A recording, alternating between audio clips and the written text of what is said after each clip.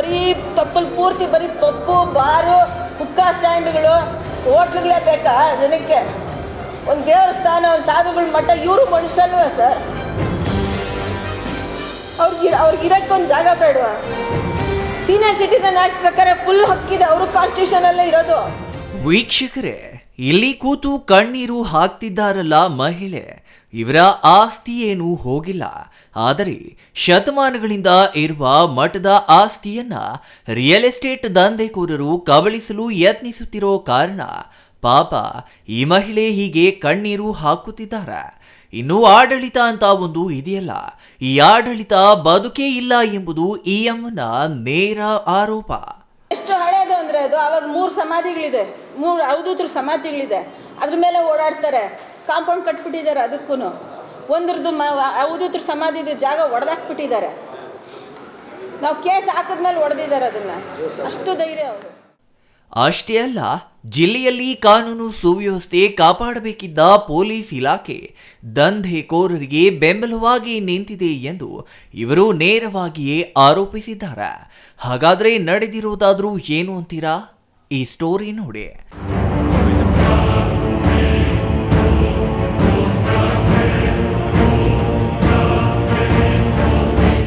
ಚಿಕ್ಕಬಳ್ಳಾಪುರ ತಾಲೂಕಿನ ಅಂಗಟ್ಟ ಗ್ರಾಮ ಇದೆಯಲ್ಲ, ಈ ಗ್ರಾಮಕ್ಕೆ ಹೊಂದಿಕೊಂಡೆ 8.5 ಎಕರೆ ಸರ್ಕಾರಿ ಜಮೀನು ಇದೆಯಂತೆ. ಈ ಜಮೀನಿನಲ್ಲಿ 100 ವರ್ಷಕ್ಕೂ ಹಿಂದೆಯೇ ಒಂದು ಮಠ ಕಟ್ಟಿದ್ದಾರೆ. ಈ ಮಠದಲ್ಲಿ ವೃದ್ಧರು, ದಿಕ್ಕಿಲ್ಲದವರು ಇದ್ದಾರೆ. ಆದರೆ ಈ ಜಾಗದ ಮೇಲೆ ಆಂಧ್ರ ಮೂಲದ ರಿಯಲ್ ಎಸ್ಟೇಟ್ ದಂಧೆಕೋರನ ಕಣ್ಣು ಬಿದ್ದಿದ್ದೇ ತಡ ಎಲ್ಲಿಲ್ಲದ ದರ್ಪ ದಬ್ಬಾಳಿಕೆ ಆರಂಭವಾಗಿದೆ. ಪಾಪ ಅಶಕ್ತರಾಗಿರೋ ಈ ವೃದ್ಧರನ್ನ ಹೊರಗಾಗುವುದಕ್ಕೆ ಏನು ಬೇಕೋ ಅಷ್ಟು ನಡೆಯುತ್ತಿವೆ. ಹಾಗಾಗಿ ಈ ಜ್ಯೋತಿ ಎಂಬ ಮಹಿಳೆ ಈ ವೃದ್ಧರ ಪರ ನಿಂತಿದ್ದಾರೆ. ಯಾವಾಗ ಜ್ಯೋತಿಯನ್ನೂರು ಈ ವೃದ್ಧರ ಪರ ನಿಂತರೋ ಆಗಲೇ ನೋಡಿ ಆಡಳಿತ ವ್ಯವಸ್ಥೆಯ ಅಸಲಿ ಮುಖ ಇವರಿಗೆ ಪರಿಚಯವಾಗಿದ್ದ. ಇಲ್ಲಿ ಸರ್ಕಾರಿ ಜಮೀನಿಗೆ ನಕಲಿ ದಾಖಲೆ ಸೃಷ್ಟಿ ಮಾಡಿ ಕಬಳಿಸುವ ಯತ್ನ ನಡೆಯುತ್ತಿದೆ.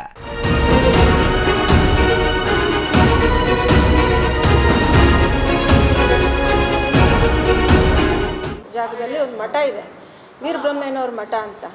ಸದರಿ ಮಠ ಸುಮಾರು 75 ವರ್ಷದಿಂದ ಇದೆ ಅಲ್ಲಿ. ಅದು ಹಳೆ ಮೊದಲಿಂದನೂ ಸಾಧು ಸಂತರು ಅಲ್ಲೇ ಇದ್ದು ಎಲ್ಲ ದಾಸೋಹ ಮಾಡಿಕೊಂಡು ದೇವ್ರ ಪೂಜೆಯಲ್ಲಿ ತೊಡಗಿರೋಂಥ ಮಠ.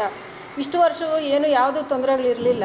ಮತ್ತು ಅದು ಆ ಸದರಿ ಮಠ ಬಂದು ಒಂದು 52 ಎಕರೆ ಜಮೀನು, ಸರ್ಕಾರಿ ಜಮೀನು, ಅರಣ್ಯ ಇಲಾಖೆ ಸೇರಿದ್ದು ಅಂದ್ಬಿಟ್ಟು ಪೋಡೆ ಮಾಡಿಲ್ಲ ಅದನ್ನ ಆವಾಗಿಂದ ಇದುವರೆಗೂ ಪೋಡಾಗಿಲ್ಲ ಜಾಗ. ಮತ್ತು ಕೆಲವೊಬ್ಬರು ರೈತರಿಗೆ ಅದೆಲ್ಲ ಮಂಜೂರಾಗಿ ಎಲ್ಲ ಅವ್ರವ್ರು ಇದರಲ್ಲಿದ್ದಾರೆ, ಬಟ್ ಪೋಡ್ ಎಲ್ಲೂ ಆಗಿಲ್ಲ. ಈ ನಡುವೆ ಏನಾಗಿದೆ, ನಮಗೆ ರೆವಿನ್ಯೂ ಬಗ್ಗೆ ಯಾರ್ಯಾರಿಗೆ ಏನು ಅಲಾಟ್ ಆಗಿದೆ ಅಷ್ಟು ಅರಿವಿಲ್ಲ.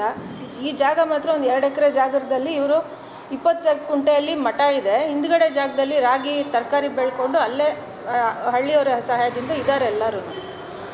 ನವಂಬರ್ 15 ಈಚೆಗೆ ಸಡನ್ನಾಗಿ ಏಕಾಏಕಿ ಒಂದು ಗುಂಪು ಬರುತ್ತೆ, ಬಂದು ಇಲ್ಲಿ ನಮಗೆ ಸ್ಯಾಂಕ್ಷನ್ ಆಗಿದೆ, ಗ್ರ್ಯಾಂಟ್ ಆಗಿದೆ, ಇದೆಲ್ಲ ನಮ್ಮದೇ, ಖಾಲಿ ಮಾಡಿ ಅಂತ ಶುರು ಮಾಡ್ತಾರೆ ಸಡನ್ನಾಗಿ. ನವಂಬರ್ 15 ನಡೆದಿದ್ದ ಘಟನೆ ಹೋದ ವರ್ಷ 2024ರಂದು. ನಮಗೂ ಅದು ಆಶ್ಚರ್ಯವಾಗಿ ತೊಗೊಂಡ್ವಿ. ಸರ್ಕಾರಿ ಅಧಿಕಾರಿಗಳಿಗೆ ಅದನ್ನೆಲ್ಲ ತಿಳಿಸಿದ್ವಿ ನಾವು. ಮೇಯ್ನು RI ಸುಪ್ರೀತ್ ಅಂತ ಇದ್ದಾರೆ ಒಬ್ಬರು. ಇದನ್ನು ನಾನು ಪರ್ಟಿಕ್ಯುಲರಾಗಿ ಹೇಳಬೇಕು, ತಮ್ಮ ಗಮನಕ್ಕೆ ತರಬೇಕು. ತಾಲೂಕು ಕಚೇರಿಲಿರೋ ಎಲ್ಲ ಸಿಬ್ಬಂದಿಗಳು ಈ ಥರ ವಿಷಯಗಳೇನಾನ ಬಂದರೆ ಸರ್ಕಾರದ ಸಂಬಂಧಪಟ್ಟಿದ್ದು ಅಂದರೆ ಎಚ್ಚೆತ್ಕೊಳ್ದಿರ ಉದಾಸೀನ ತೋರಿಸೋದೇ ಅವ್ರಿಗೆ ಒಂದು ರೂಢಿಯಾಗಿ ಹೋಗಿದೆ. ಫೋನಲ್ಲಿ ನಾವು ಕರೆ ಮಾಡಿ ಕೇಳಿದಾಗ VN ಕಳಿಸ್ತೀನಿ ಅಂತಂದರು.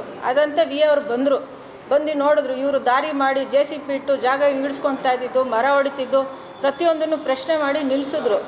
ಆಯ್ತಮ್ಮ, ಒಂದು ರಿಪೋರ್ಟ್ ಮಾಡಿ ತಹಸೀಲ್ದಾರ್ ಗಮನಕ್ಕೆ ತರ್ತೀವಿ ಅಂತ ಹೋದವರು ಮತ್ತೆ ಬರಲಿಲ್ಲ ಅವರು. ನೆಕ್ಸ್ಟ್ ಟೈಮಿಂದ ನಾವು ಯಾರು ಫೋನ್ ಮಾಡಿದ್ರು ಎತ್ತದೇ ಶುರು ಮಾಡಿದ್ರು. ಪರ್ಸ್ನಲ್ಲಾಗಿ ಹೋಗಿ ಕೇಳಿದ್ರು, ನಿಮ್ದೇನು ಪತ್ರ ಇದೆ ತೊಗೊಂಡೋದು, ಸಿವಿಲ್ ಮ್ಯಾಟ್ರು ಕೋರ್ಟಿಗೆ ಹೋಗಿ ಅಂತಾರೆ. ಮಾತೆತ್ರ ಕೋರ್ಟ್ಗೆ ಹೋಗು ಹೊರತು ಅವ್ರ ಗಮನಗಳು ಎಲ್ಲ ಬರೀ ತಳ್ಳೋದ್ರಲ್ಲಿ ಇರ್ತವ್ರದ್ದು, ಯಾರೂ ಅಟೆಂಡ್ ಮಾಡ್ತಾಯಿಲ್ಲ ಕೆಲಸನ. ಅದರಂತೆ ನಾವು ಹೋರಾಡಿ ಎಲ್ಲ ಸಾಕ್ಷಿ ಆಧಾರ ಕಲೆಕ್ಟ್ ಮಾಡಿ ಜನರ ಸಹಾಯದಿಂದ ಕೋರ್ಟ್ ಮೊರೆ ಹೋದ್ವಿ. ದೇವ್ರ ದಯೆಯಿಂದ ಇದಕ್ಕೆ ಇವಾಗ ಸ್ಟೇ ಬಂದಿದೆ. ಸರ್ವೆ ನಂಬರ್ 28ಅಲ್ಲಿ 52 ಎಕರೆ ಗೋಮಾಳನು ದುರಸ್ತಿ ಆಗಿಲ್ಲ, ದರ್ಖಾಸ್ತ್ ಲ್ಯಾಂಡು ಸರ್ಕಾರಿ ಜಮೀನು. ಇದು ಖಂಡಿತವಾಗಿ ನಾವು ತಾವು ಜನಕ್ಕೆ ತಿಳಿಸ್ಬೇಕು. ಹೀಗಂತ ಪೊಲೀಸರಿಗೆ ದೂರು ಕೂಡ ನೀಡಿದ್ರೆ ಅದು ಸಿವಿಲ್ ಮ್ಯಾಟರ್, ಅದನ್ನ ನೀವು ಕೋರ್ಟಿಗೆ ಹೋಗಿ ಸೆಟಲ್ ಮಾಡ್ಕೊಳ್ಳಿ ಅಂತ ನಂದಿ PSI ಸೇರಿದಂತೆ ಜಿಲ್ಲಾ ಪೊಲೀಸ್ ವರಿಷ್ಠಾಧಿಕಾರಿಗಳು ಹೇಳಿದ್ದಾರಂತೆ. ಹಾಗಾಗಿ ಅವರು ಕೋರ್ಟಿಗೆ ಹೋಗಿ ತಡೆಯಾಜ್ಞೆ ತಂದಿದ್ದಾರೆ.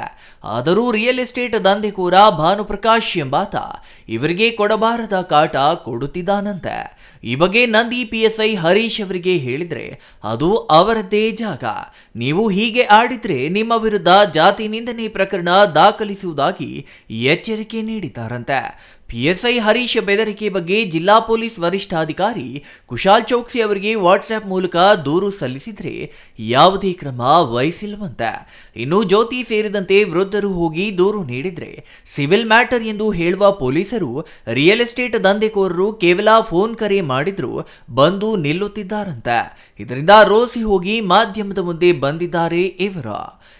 ಈ ನಡುವೆ ಏನಾಗಿದೆ ಅಂದರೆ ಸದರಿ ಭಾನುಪ್ರಕಾಶ್ ಅನ್ನೋ ಒಂದು ವ್ಯಕ್ತಿ ಆಂಧ್ರ ಮೂಲದವರು, ಇದನ್ನು ನೀವು ನೋಟ್ ಮಾಡ್ಕೋಬೇಕು. ಆಂಧ್ರ ಮೂಲದವರು, ಯಲಂಕ ವಾಸಿಯಾದವರು. ಈ ಲ್ಯಾಂಡನ್ನು ನಾವು ಪರ್ಚೇಸ್ ಮಾಡಿದ್ದೀವಿ ಅಂತ ಅಗ್ರಿಮೆಂಟ್ ಹೋಲ್ಡರು ಅಂತ ಬಂದಿದ್ದಾರೆ. ಬಂದು 1 ತಿಂಗಳ ಅವಧಿಯಲ್ಲಿ, ಇದು ಶುರುವಾಗಿದ್ದು January 14 ಈಚೆಗೆ 1 ತಿಂಗಳ ಅವಧಿಯಲ್ಲಿ ಕಾಂಪೌಂಡ್ ಎತ್ತಿ ಪೊಸಿಷನ್ ತೊಗೊಳಕ್ಕೆ ಏನೇನು ಬೇಕೋ ಎಲ್ಲ ಮಾಡ್ಕೊಂಡಿದ್ದಾರೆ. 15ನೇ ತಾರೀಕು ಜಾನ್ವರಿ ನಾವು SP ಅವರಿಗೆ ಎಲ್ಲರೂ ಹೋಗಿ ಕಂಪ್ಲೇಂಟ್ ಕೊಟ್ಟಿದ್ದೀವಿ. ಸ್ವಾಮಿ ಹಿಂಗೆ ಎದುರಿಸ್ತಾ ಇದ್ದಾರೆ, ಕಿರಾಯಿ ಗುಂಡಗಳನ್ನ ಇಟ್ಕೊಂಡಿದ್ದಾರೆ, ಸುಮಾರು 12-15 ಜನ ಕರ್ಕೊಂಬರ್ತಾರೆ. ಪ್ರತಿ ದಿವಸ ಕೆಲಸ ಸಾಯಂಕಾಲದಿಂದ ಬೆಳಗ್ಗೆ ನಡೆಯುತ್ತೆ. ಇದು ತಮ್ಮ ಗಮನಕ್ಕೆ ತರ್ತಾ ಇದ್ದೀನಿ.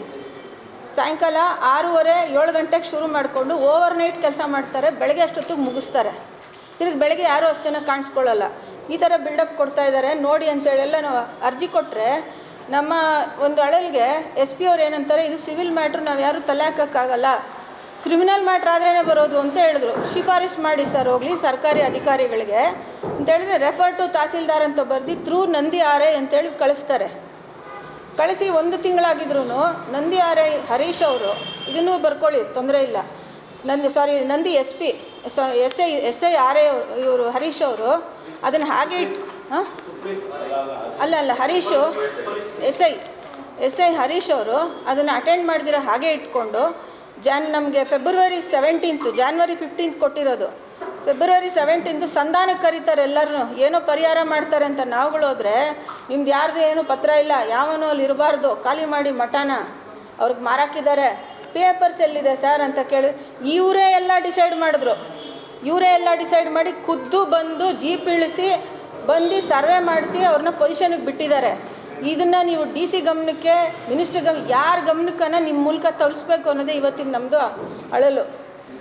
ಇದು ಯಾವ ಸರ್ಕಾರಿ ಅಧಿಕಾರಿ ಇದಕ್ಕೆ ತಲೆ ಆಗ್ತಿಲ್ಲ. ಪ್ರತಿಯೊಬ್ಬರು ಶಾಮೀಲಾಗಿದ್ದಾರೆ. 8.5 ಎಕರೆ ಗೋಮಾಳ ಜಾಗನ ಅವನ ಹತ್ರ ಇರೋದು ಬರೀ 1-2 ಯಾವುದೋ ಅಗ್ರಿಮೆಂಟ್ ಪೇಪರು, ಸೇಲ್ ಡೀಡ್ಗಳು ಅಲ್ಲ, ಮೂಲ ಸೇಲ್ ಡೀಡ್ ಅವ್ರು ಯಾರೂ ಬರೋದಿಲ್ಲ ಅಲ್ಲಿಗೆ. ಈ ವ್ಯಕ್ತಿ ಅಲ್ಲಿ ಫುಲ್ಲು ಪವರ್ಫುಲ್ಲಾಗಿ ದುಡ್ಡು ಖರ್ಚು ಮಾಡಿ ಗೂಂಡಾಗಿರಿ ಮಾಡಿ ಕಬ್ಜಾ ಮಾಡಿದ್ದಾರೆ. ಇನ್ನ ಮೊನ್ನೆ ತಾನೇ 35 kg ಗಾಂಜಾ ಹಿಡಿದು ಪೊಲೀಸರನ್ನ ಹೀರೋಗಳನ್ನಾಗಿ ಹೊಗಳಿದ್ದ ಜಿಲ್ಲಾ ಪೊಲೀಸ್ ವರಿಷ್ಠಾಧಿಕಾರಿಗಳಿಗೆ ಮಾರನೇ ದಿನವೇ ಪೆರೇಸಂದ್ರ ಪೊಲೀಸರ ನಿರ್ಲಕ್ಷ್ಯದ ಆರೋಪ ಕೇಳಿಬಂದಿತ್ತ. ಮಹಿಳೆಯೊಬ್ಬರನ್ನ ಅಪಹರಿಸಿ ಮನಸ್ಸು ಇಚ್ಛೆ ಹಲ್ಲೆ ಮಾಡಿದ್ದು, ಈ ಕುರಿತು ಮಹಿಳೆಯರೇ ದೂರು ನೀಡಿದ್ರು. ಪೆರೇಸಂದ್ರ ಪೊಲೀಸರು ಕ್ಯಾರೆ ಎನ್ನದೇ ದೂರುದಾರರ ಮೊಬೈಲ್ ನಂಬರ್ಗಳನ್ನೇ ಬ್ಲಾಕ್ ಲಿಸ್ಟ್ಗೆ ಹಾಕಿದ್ದ ಆರೋಪವನ್ನ ಹಂಸ ಎಂಬುವರು ಮಾಡಿದ್ರ. ದಿನ ಕಳೆಯುತ್ತಿದ್ದಂತೆ SP ಸೇರಿ ನಂದಿ PSI ವಿರುದ್ಧ ಇದೀಗ ಜ್ಯೋತಿ ಎಂಬ ಮಹಿಳೆ ರಿಯಲ್ ಎಸ್ಟೇಟ್ ದಂಧೆಕೋರರ ಪರ ನಿಂತಿರುವ ಆರೋಪ ಮಾಡುವ ಜೊತೆಗೆ ಜಿಲ್ಲೆಯಲ್ಲಿ ಕಾನೂನು ಸುವ್ಯವಸ್ಥೆಯೇ ಇಲ್ಲ ಎಂದು ಅಳಲು ತೋಡಿಕೊಂಡಿದ್ದಾರೆ. ಹಾಗಾದ್ರೆ ಜಿಲ್ಲೆಯಲ್ಲಿ ಪೊಲೀಸ್ ಇಲಾಖೆ ಯಾರ ಪರ ಕರ್ತವ್ಯ ನಿರ್ವಹಿಸುತ್ತಿದೆ ಎಂಬ ಪ್ರಶ್ನೆಗೆ ಜಿಲ್ಲಾ ಪೊಲೀಸ್ ವರಿಷ್ಠಾಧಿಕಾರಿಗಳೇ ಉತ್ತರಿಸಬೇಕಿದೆ. ಇನ್ನು ಅಂಗಟ್ಟ ಗ್ರಾಮ ಪಂಚಾಯಿತಿ ಅಧಿಕಾರಿಗಳು, ತಹಸೀಲ್ದಾರ್ ಸೇರಿದಂತೆ ಕಂದಾಯ ಅಧಿಕಾರಿಗಳು, ಪೊಲೀಸ್ ಅಧಿಕಾರಿಗಳು ಎಲ್ಲರೂ ರಿಯಲ್ ಎಸ್ಟೇಟ್ ದಂಧೆಕೋರರ ಪರ ನಿಂತಿರುವ ಕಾರಣ ಅಂಗಟ್ಟ ಗ್ರಾಮದಲ್ಲಿರುವ ಮಠ ಮತ್ತು ಸರ್ಕಾರಿ ಜಮೀನು ಉಳಿಸಿಕೊಳ್ಳಲು ಸಾಧ್ಯವಾಗದ ಸ್ಥಿತಿ ನಿರ್ಮಾಣವಾಗಿದೆ. ಈ ಜ್ಯೋತಿಯವರು ಚಿಕ್ಕಬಳ್ಳಾಪುರದ ಪತ್ರಕರ್ತರ ಭವನದಲ್ಲಿ ಸುದ್ದಿಗೋಷ್ಠಿ ನಡೆಸಿ ಅಳಲು ತೋಡಿಕೊಂಡಿದ್ದಾರೆ. ಜಿಲ್ಲಾ ಪೊಲೀಸ್ ವರಿಷ್ಠಾಧಿಕಾರಿಗಳು, ನಂದಿ PSI ಎಲ್ಲರೂ ದಂಧೆಕೋರರ ಪರ ಇರುವಾಗ ಈ ಬಡಪಾಯಿಗಳಿಗೆ ನ್ಯಾಯ ಸಿಗುತ್ತಾ? ಕಾದು ನೋಡಬೇಕಿದೆ. Ambareesh CTV news, Chikkaballapur.